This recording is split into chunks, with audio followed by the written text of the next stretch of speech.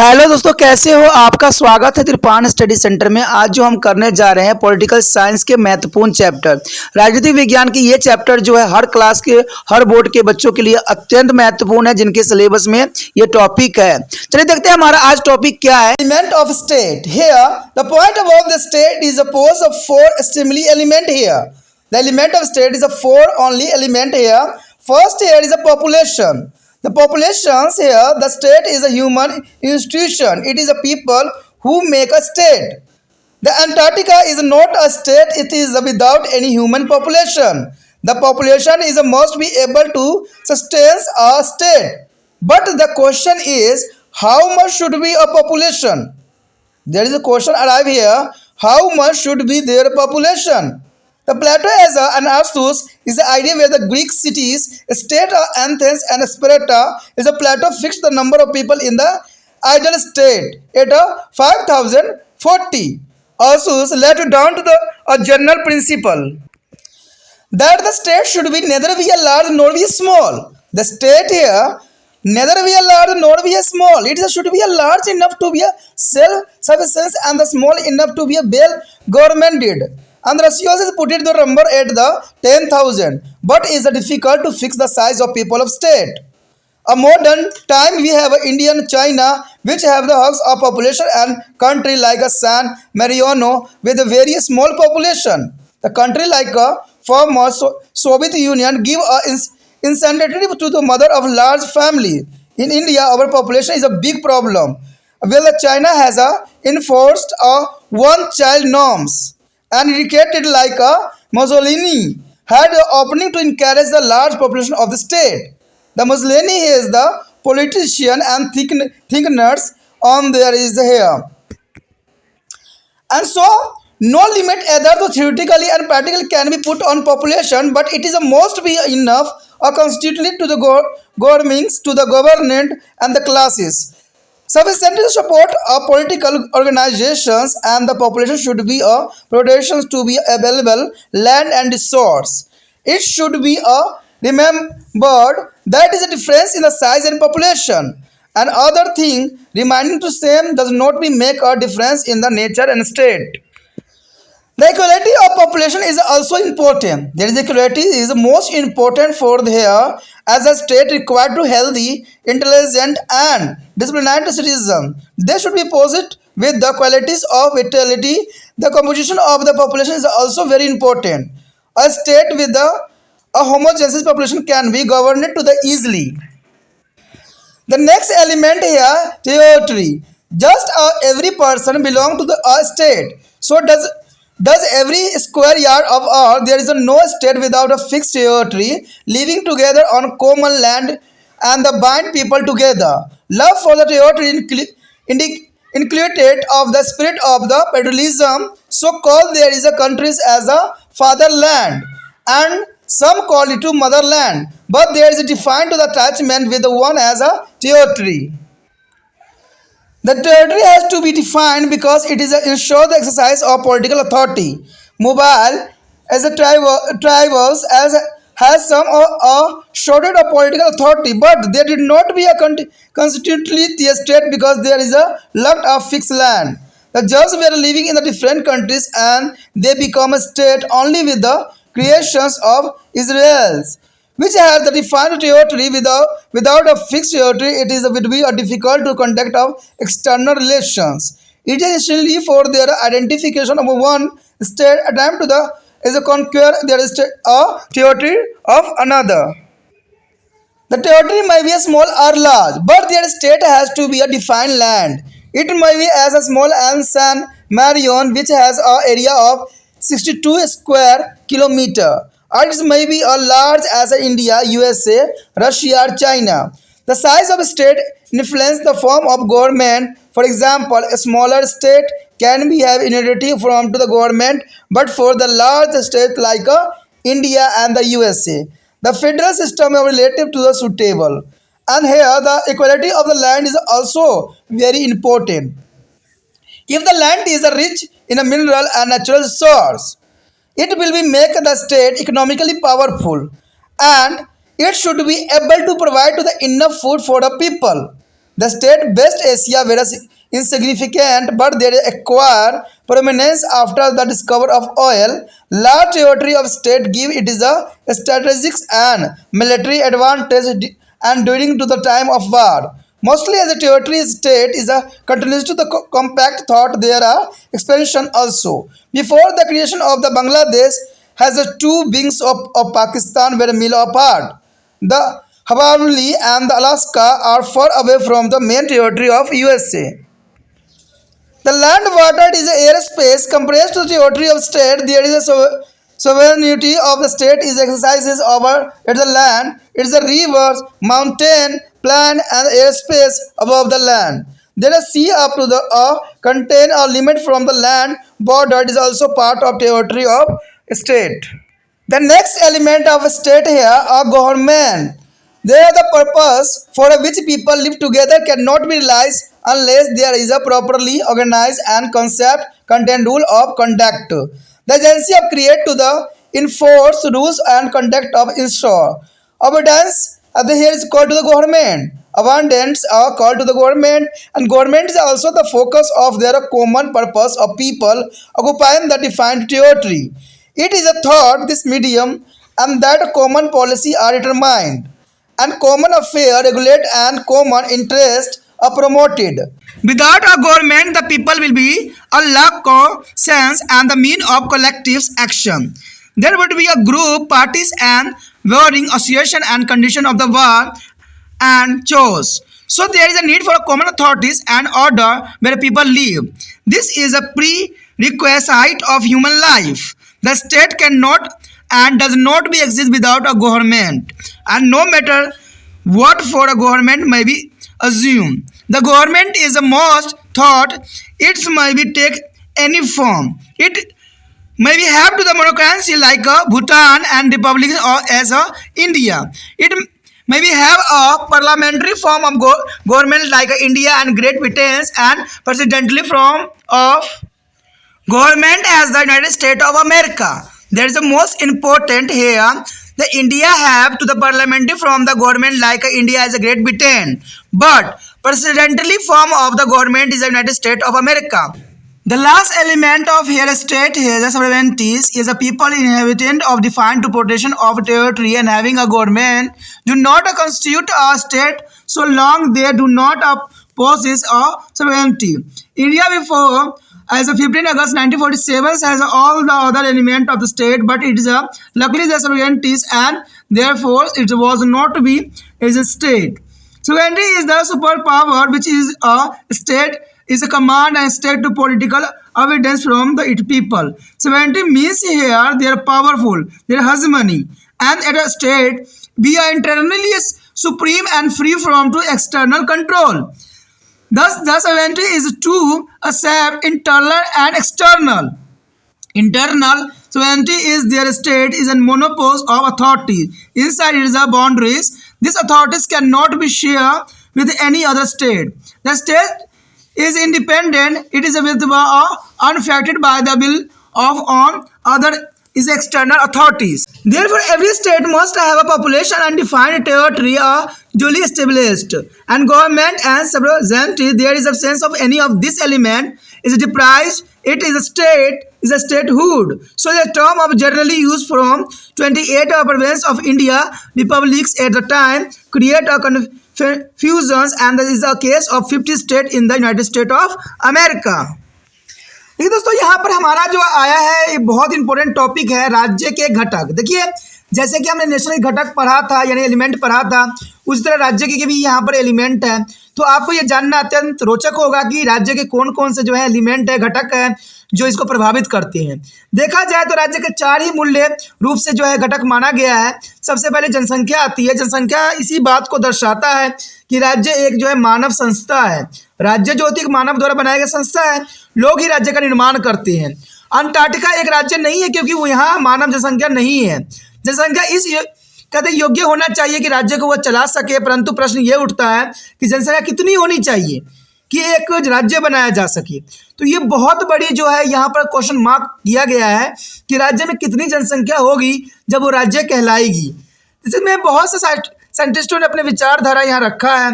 अगर बात हम करें प्लेटो और अरस्तुस को, कहते हैं अरस्तुस जो है कहते हैं फादर ऑफ जो है इनको पॉलिटिकल साइंस की यानी जो है आपका राजनीतिक विज्ञान का फादर के रूप में देखा जा सकता है। तो इन्होंने साफ शब्दों में ये बात कहा था कि एथेन और स्पार्टन थे जो प्लेटो ने एक आदर्श राज्य की जो जनसंख्या जो बताई थी वो 5400 निर्धारित की गई थी।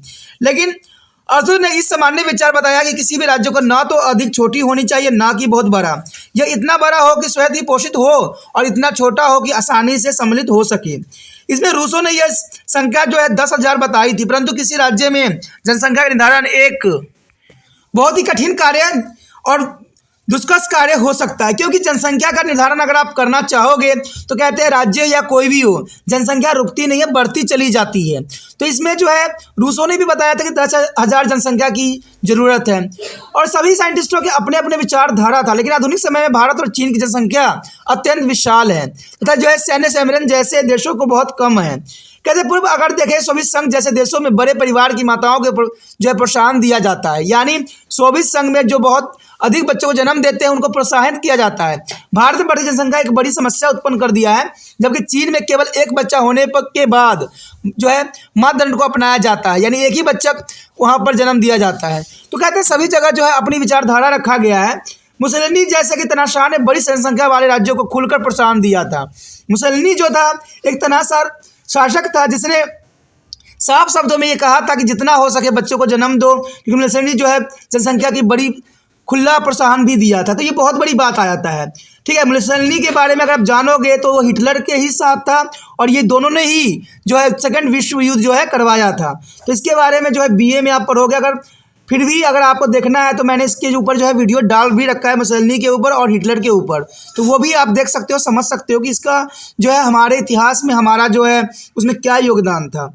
अंत में जनसंख्या पर कोई भी जो है सैद्धांतिक या व्यवहारिक सीमा नहीं लगाई जा सकती। अगर देखा जाए तो राज्य पर जो जनसंख्या की जो बात आई है वो किसी निर्धारित नहीं किया जा सकता।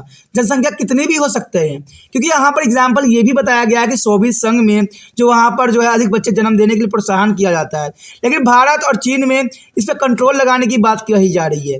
तो इसमें जो है राज्य का जो सही रूप बात यहाँ पर आई थी वो बात जो है यहाँ मिथ्या साबित होती है, क्योंकि राज्य का जो जनसंख्या हम कभी निर्धारित नहीं कर सकते हैं, क्योंकि जैसा जनसंख्या रहता है वैसे ही राज्य का निर्माण होता है। तो इसका मतलब अगर भारत में देखा जाए तो कहते हैं 5,000 तो एक छोटा सा पाठ में व्यक्ति होते हैं, तो इसको क्या अलग राज्य घोषित कर दिया जाए?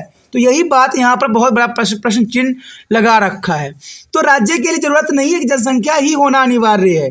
ऐसे में तो भारत में और चीन में जो है राज्यों की संख्या ही अधिक बढ़ जाएगी। तो ये बहुत बड़ी बात है यहाँ पर आया है। तो इसलिए कहा गया है कि ये जो है सैद्धांतिक और व्यवहारिक सीमा इसकी नहीं लगाई जा सकती, परंतु यह इतनी आवश्यक होना चाहिए कि इसमें शासक और शासित वर्ग हो, यानी इन राज्यों में एक शासक हो और एक शासित वर्ग हो जो कि राजनीतिक संस्था को सहयोग दे सके। जनसंख्या, उपलब्ध भूमि और संसाधनों की जो है अनुमानित होना भी अत्यंत महत्वपूर्ण माना जा सकता है।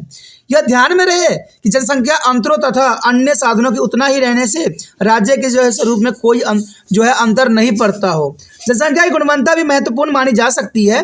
एक अच्छे राज्य के नागरिक जो है स्वस्थ, बुद्धिमान, अनुशासित होना अत्यंत महत्वपूर्ण है। अगर कोई राज्य में ये सारे गुण हैं तो इसका मतलब वो राज्य जो है परिपूर्ण है। उनमें जो है तेजस्वी गुण होने अत्यंत महत्वपूर्ण माना गया है। जनसंख्या की संरचना भी महत्वपूर्ण मानी जाती है। एक सामान्य जनसंख्या वाले राज्य आसानी से जो है शासित किए जा सकते हैं, यानी जहाँ पर आदर्श होता है, स्वास्थ्य होता है, बुद्धिमत्ता होता है, अनुशासन होता है, तेजस्वी गुण होते हैं, तो ऐसे राज्यों में जो है शासन करना बहुत ही आसान होता है। उसके पश्चात राज्य का अगर हम देखें तो दूसरा जो एलिमेंट है, घटक है, वह है भूभाग। कहते हैं जैसे प्रत्येक व्यक्ति राज्य से जुड़ा होता है वैसे ही प्रत्येक वर्ग गज जमीन भी जुड़ा हुआ होता है, क्योंकि जमीन होती है तभी उस पर जो है जनसंख्या निवास भी करती है। कोई भी राज्य बिना किसी निश्चित भूभाग को नहीं होता है। किसी क्षेत्र में एक साथ मिलकर रहने लोगों की बांधता है और इस राज्य क्षेत्र को जो के लिए प्रेम की भावना, देशभक्ति उत्पन्न करती है। कुछ लोग इसे जो है मातृभूमि और कुछ इसे जो है पिता भूमि भी कहते हैं, परंतु अपने राज्य क्षेत्र से सभी का एक निश्चित लगाव जरूर होता है। भूभाग को निश्चित होना इसलिए भी जरूरी होता है क्योंकि राजनीतिक सत्ता का अपना अधिकार क्षेत्र भी मिल जाता है। कबीलों में राजनीतिक सत्ता दिखती थी, परंतु निश्चित भूमि न होने के कारण वो एक राज्य का निर्माण नहीं कर सके। यहूदी भी विभिन्न देशों में रह रहे थे और अथवा इजराइल के निर्माण के बाद भी वो एक राज्य बनकर जिसका एक निर्धारित भूभाग है। निश्चित जो है भूभाग के बिना बाहरी मामलों का संचालन कठिन हो जाएगा। राज्य क्षेत्र यह पहचान करने के लिए आवश्यक है कि कौन सा राज्य दूसरे राज्य की सीमा से घुसने का जो है प्रयास कर रहा है। कहते हैं अगर भूभाग छोटा भी हो सकता है और बड़ा भी हो सकता है, परंतु इसकी एक निश्चित भूमि होती है। कहते हैं ये जो है 62 वर्ग किलोमीटर क्षेत्र वाले देश सैन्य मेरिनो के जितना छोटा भी हो सकता है और भारत, अमेरिका, रूस और चीन के जितना बड़ा भी हो सकता है। राज्य का सरकार उसकी सरकार को भी प्रभावित करता है। उदाहरण के लिए छोटे राज्यों में सकारात्मक सरकार होती है और भारत और अमेरिका जैसे बड़े देशों में संघीय सरकार होना अधिक उचित एकात्मक सरकार होती है। तो ये बहुत बड़ी बात यहाँ पर आता है। ठीक है, यानी जो है संघात्मक सरकार होना अत्यंत महत्वपूर्ण होता है। भूमि की गुणवत्ता भी महत्वपूर्ण मानी जा सकती है। कहते हैं राज्य वहाँ बसता है, लोग वहाँ रहना पसंद करते हैं जहाँ भूमि की गुणवत्ता जो है उच्च कोटि की होती है। यदि भूमि खनिज और प्राकृतिक साधनों से भरपूर है तो यह राज्य आर्थिक रूप से जो है शक्तिशाली बन जाएगी। यह इस योग्य होना चाहिए कि लोगों का पर्याप्त भोजन उपलब्ध करा सके। तो यही जो है राज्य का सबसे बड़ा जो है आदर्शात्मक वैल्यू होती है। पश्चिमी एशिया के राज्य जो है महत्वहीन थे, परंतु तेल की खोज के बाद ये प्रसिद्ध हो गए। किसी राज्य का राज्य क्षेत्र बड़ा होने से उसे युद्ध के समय में युद्ध नीति और सैन्य संचालन में लाभ भी मिलता है। बांग्लादेश के निर्माण से पहले पाकिस्तान के दो क्षेत्र बहुत दूर थे। हवाई और अलास्का अमेरिका के क्षेत्र पर मुख्य राज्य के क्षेत्र से बहुत दूर है, फिर भी वो अमेरिका का पार्ट ही माने जाते हैं। कहते हैं भूमि, जल और वायु किसी राज्य के और राज्य क्षेत्र का निर्माण सदैव करती है। राज्य की जो है सब प्रभुता पृथ्वी, नदियाँ, पहाड़े और मैदान तथा वायु क्षेत्र के ऊपर ही होती है। एक निश्चित सीमा तक समुद्री भी राज्य के क्षेत्र का हिस्सा भी हो सकता है। उसके पश्चात जो है तीसरा यहाँ पर बात करें एलिमेंट यानी घटक की, तो वो है सरकार। सरकार भी राज्य का ही एक घटक के रूप में देखा जा सकता है। कहते हैं वह उद्देश्य जिसके लिए लोग एक साथ रहते हैं जो है उसका अनुभव तब तक नहीं किया जा सकता जब तक कि वे जो है ठीक प्रकार से संगठित न हो तथा निश्चित आचार विचार का पालन न हो रहा हो। वह संस्था जो इन नियमों और आचार विचारों को लागू करके उनका पालन निश्चित करती है सरकार कहलाती है। किसी निश्चित राज्य क्षेत्र में रहने वाले लोगों के सामान्य उद्देश्य का केंद्र बिंदु भी सरकार ही होती है। इसी माध्यम के द्वारा सामान्य नीति का निर्धारण किया भी जाता है और सामान्य रुचियों को बढ़ावा भी दिया जाता है। सरकार के बिना लोगों में जो है सशक्ति और सामूहिक कार्य की भावना कभी भी नहीं जाग सकती है। सरकार की अनुपस्थिति में गुटों और दलों के बीच युद्ध एवं अराजकता की स्थिति सदैव पैदा होती ही रहेगी। अंततः एक सामान्य सत्ता की आवश्यकता होती है कि जहां पर लोग व्यवस्थित रह सके। यह मनुष्य जीवन की जो है पूर्व शर्त भी होती है और ये आवश्यक भी है। सरकार के बिना राज्य न तो हो सकती है और न ही होती है, चाहे सरकार किसी भी रूप में हो। सरकार का होना एक जो है नितांत आवश्यकता है। यह एक राजतंत्र भी हो सकता है जैसे ब्रिटेन में और एक गणतंत्र भी हो सकता है जैसे भारत में। भारत एवं ब्रिटेन की तरह इसकी सरकार का जो है संसदीय रूप भी हो सकता है और अमेरिका की तरह सरकार का जो है अध्यक्षीय रूप भी हो सकता है। उसके पश्चात अगर चौथी एलिमेंट की हम बात करें राज्य की तो है प्रभुसत्ता। प्रभुसत्ता भी बहुत इंपॉर्टेंट है। ठीक है, ये सर्वोच्च सत्ता के रूप में इसको परिभाषित किया जा सकता है। कहते हैं राज्य क्षेत्र किसी भी निश्चित भाग में रहने वाले वे लोग जिनकी अपनी सरकार हो राज्य नहीं बनाते हैं तब तक कि उसके पास संपूर्ण प्रभुता न हो। कहते हैं 15 अगस्त अगर 1947 से पहले भारत के पास संपन्न प्रभुसत्ता के अलावा राज्य के सभी घटक थे और इसलिए यह एक राज्य नहीं था। सर्वथा वह शक्ति है जिसके द्वारा राज्य उसके अंदर रहने वाले लोगों को राजनीतिक आज्ञा पालन की अपेक्षा करता है। यानी इसका मतलब यही हुआ कि सरकार ये चाहती है कि वहाँ पर जो लोग रहते हैं वो जो है राजनीतिक जितने भी बातें होती है उन सब बातों का जो है वो पालन करे, यही अपेक्षा राजनीतिक रखते हैं। राज्य के आंतरिक रूप से अगर देखा जाए तो ये सर्वशक्तिमान या बाहरी नियंत्रण से मुक्त होना चाहिए, यानी कोई इस पर जो है नियंत्रण अपना स्थापित न कर सके। अंततः प्रभुसत्ता के दो पहलू होते हैं, एक तो आंतरिक हो सकता है, एक बाहरी हो सकता है। आंतरिक प्रभुसत्ता की सीमाएं के अंदर राज्य का एक एकाधिकार होता है। यह सत्ता किसी अन्य राज्य के साथ बटी हुई नहीं हो सकती है। राज्य स्वतंत्र होते हैं और किसी बाहरी सत्ता की इच्छाओं से ही अप्रभावित ही रहता है सदैव। अंततः प्रत्येक राज्य की एक जनसंख्या, भूभाग, सुगठित और सरकार प्रभुसत्ता होती है। अंततः प्रभुसत्ता के दो पहलू माना जाता है, एक तो आंतरिक और एक बाहरी। आंतरिक प्रभुसत्ता राज्य की सीमाओं के अंदर राज्य का एकाधिकार होता है और यह सत्ता किसी अन्य राज्य के साथ बांटी नहीं जा सकती है। राज्य स्वतंत्र होते हैं और किसी बाहरी सत्ता की इच्छाओं से अप्रभावित रहते हैं। कहते हैं जो प्रभावित हो जाते हैं वो प्रभुसत्ता नहीं कही जा सकती। अंत प्रत्येक राज्य की एक जनसंख्या, भूभाग, सुसंगठित सरकार और प्रभुसत्ता होती है। ये जो है बहुत इंपॉर्टेंट एलिमेंट है। इसमें से किसी भी एक घटक की अनुपस्थिति इसके राज्य के दर्जे से वंचित कर सकता है। अंत भारतीय जो है गणतंत्र के 28 राज्य, अमेरिका के जो है 50 राज्य के लिए इस शब्द का प्रयोग भ्रामक है। ये प्रशासनिक इकाई है। देखा जाए तो आज जो है भारत की जो है राज्यों की संख्या जो है बढ़ भी गई है, ठीक है। तो ये इसके लिए कोई भ्रामक बात नहीं है, प्रशासनिक इकाई के रूप में देखा जा सकता है। दोस्तों इसी के साथ हमारा ये टॉपिक जो था अत्यंत महत्वपूर्ण था, जिसके हमने आज जो है स्टेट और जो है नेशन के बारे में विस्तार पूर्वक चर्चा किया, जाना। यह हमें बहुत कुछ समझाने की कोशिश भी किया। सबसे इंपॉर्टेंट बात इसमें था एलिमेंट, तो ये एग्जामिनरों का जो है हमेशा ही फेवरेट रहा है। तो इसको आपने अच्छे से करने हैं और इसको नोट्स के रूप में जरूर इसको जो है नोट डाउन करने हैं। और साथ में एक बात नहीं भूलना है जो मैं हमेशा कहता हूँ, जितना हो सके इस वीडियो को शेयर करना है दूसरे बच्चों के साथ, जो उनको भी इसका फायदा हो सके, ठीक है। और पहली बार अगर वीडियो देख रहे थे तो सब्सक्राइब करके चैनल को सेव करना भी आपका फर्ज बन जाता है, नहीं तो आपको अगले वीडियो का नोटिफिकेशन प्राप्त नहीं हो।